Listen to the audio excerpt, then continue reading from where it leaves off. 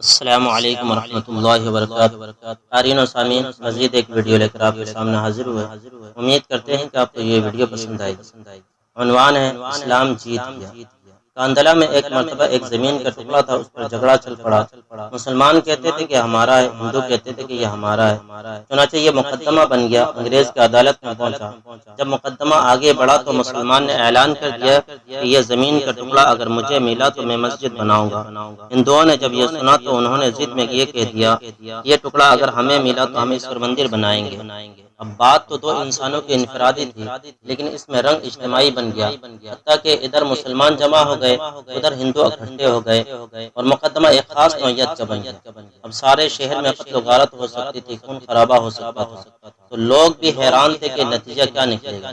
انگریز جج تھا، وہ بھی پریشان تھا کہ اس میں کوئی صلح صفائی کا پہلو نکالے، ایسا نہ ہو کہ یہ آگ اگر جل گئی تو اس کا بجھانا مشکل ہو جائے۔ جج نے مقدمہ سننے کے بجائے ایک تجویز پیش کی کہ کیا کوئی ایسی صورت ہے کہ آپ لوگ بات چیت کے ذریعے مسائل کا حل نکالیں۔ تو ہندوؤں نے ایک تجویز پیش کی کہ ہم آپ کو ایک مسلمان عالم کا نام تنہائی میں بتائیں گے، آپ اگلی پیشی پر ان کو بلا لیجئے اور ان سے پوچھ لیجئے، اگر وہ کہے کہ یہ مسلمانوں کی زمین ہے تو ان کو دے دیجئے، اور اگر وہ کہے کہ یہ مسلمانوں کی زمین نہیں ہندوؤں کی ہے تو ہمیں دے دیجئے۔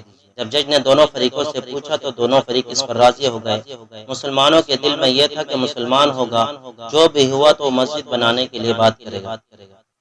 چنانچہ انگریز نے فیصلہ دے دیا اور مہینہ یا چند دنوں کی تاریخ دے دی کہ بھئی اس دن آنا، میں اس بڈھے کو بھی بلوا لوں گا۔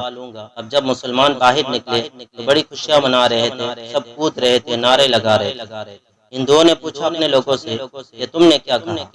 انہوں نے کہا کہ ہم نے ایک مسلمان عالم کو حکم بنا لیا ہے، وہ اگلی پیشی میں جو کہے گا اسی پر فیصلہ ہوگا۔ اب ہندوؤں کے دل مرجھا گئے اور مسلمان خوشیوں سے پھولے نہیں سماتے، لیکن انتظار میں تھے کہ اگلی پیشی میں کیا ہوتا ہے۔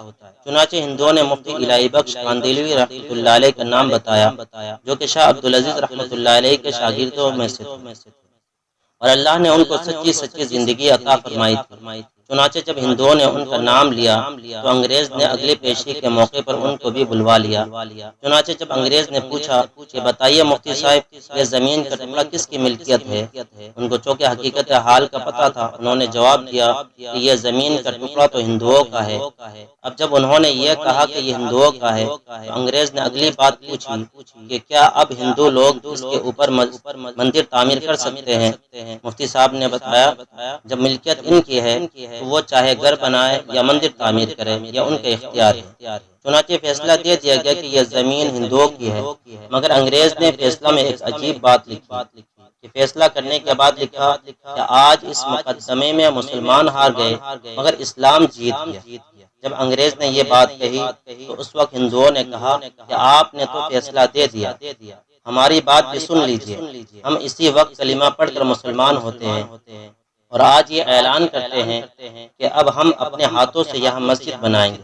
تو عقل کہہ رہی تھی کہ جھوٹ بولو، مسجد بنے گی، مگر مفتی صاحب رحمۃ اللہ علیہ نے سچ بولا اور سچ کا بول بالا ہوا۔ تو قارئین و سامعین، اللہ رب العزت سے دعا ہے کہ اللہ رب العزت ہمیں ہمیشہ سچ بولنے کی توفیق عطا فرمائے اور سچی زندگی عطا فرمائے، اور جھوٹ سے نفرت کرنے اور جھوٹ سے بچنے کی توفیق عطا فرمائے۔ جزاکم اللہ خیر و احسن الجزا۔